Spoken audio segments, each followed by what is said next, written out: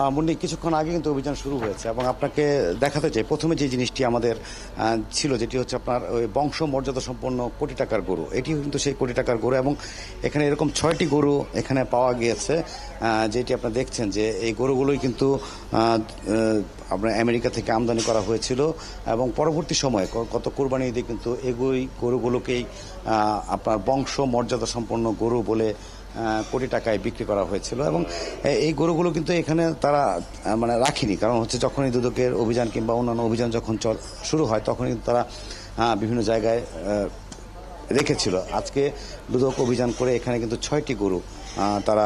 এখানে পেয়েছে এবং এই গরুগুলোই আমদানি করা হচ্ছিল এবং প্রাণী সম্পদ অধিদপ্তরের কাছে যে তারা যে গরুগুলো নিয়েছিল আপনার নেওয়া হয়েছে যে শর্তে সেগুলো হচ্ছে মূলত এই গরুগুলোকে মাংস বিক্রি করতে হবে অর্থাৎ 200 টাকার কিছু বেশি টাকা দিয়ে আপনার খুব অল্প মূল্যে ন্যায্য মূল্যে মাংস বিক্রি করার শর্তেই কিন্তু আসলে এই গরুগুলোকে নেওয়া হয়েছিল কিন্তু এই গরুগুলোর মাংস কিন্তু তারা বিক্রি করেনি। বিক্রি না করে এই গরুগুলোকে তারা লালন পালন করেই গত কোরবানি দিয়ে কিন্তু মানে কোটি টাকার গরু বলে তারা একটা মার্কেটিং করেছিল এবং তারা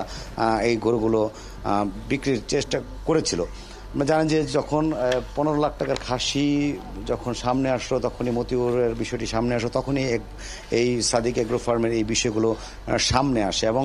এখানে খতিয়ে দেখা হচ্ছে যে বিষয়টি আপনি জিজ্ঞেস করেছেন এখানে কিন্তু খতিয়ে দেখা হচ্ছে যে এই গরুগুলো আমদানির সময় তারা আসলে কি কাগজপত্র দেখেছিল এবং সেখানে কোনো জালজালিতে ছিল কিনা। দ্বিতীয় কথা হচ্ছে তারা যেই চুক্তিতে এই গরুগুলো এখানে নিয়ে এসেছিল সেই চুক্তি তারা কার্যকর করেছে কিনা। আপনারা জানেন যে এর আগে কিন্তু অভিযান পরিচালনা করা হয়েছিল সাভারে গো প্রজনন ও দুগ্ধ খামারে সেখানে কিন্তু তাদের পরিচালকের কাছে কিন্তু জিজ্ঞাসাবাদ তাদের যেই জিনিসটি জানতে চেয়েছিল যে তারা আসলে কিভাবে নিশ্চিত হয়েছিল যে এই গরুগুলোকে যখন আনা হয়েছিল এবং সেই গরুগুলোকে তারা জবাই করেছিল কিনা এই বিষয়টি তারা নিশ্চিত হতে পেরেছিল কিনা কিন্তু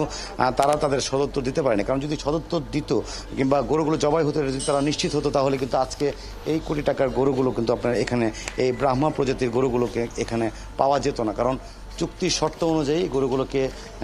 বিক্রি করে জবাই করে তাদের মাংস বিক্রি করা এবং আপনার যদি আরেকটি বিষয় আপনি দেখেন যে প্রত্যেকটি গরুর কিন্তু একটি একটি করে নাম্বার লেখা আছে। আমরা দেখেছি এখানে একটা নাম্বার লেখা আছে এই গরুটির নাম্বার লেখা আছে এবং একই সাথে V8 যেগুলো বলা হচ্ছে যেই কোটি টাকার গরুর বলা হচ্ছে V8 এবং বংশীয় গরুর কথা বলা হচ্ছে এটি হচ্ছে সেই বংশীয় গরু যেটি আপনারা দেখছেন এই মুহূর্তে স্ক্রিনে এবং তার গায়ে কিন্তু V8 লেখা আছে এবং 96227 এই গরুগুলোকে কিন্তু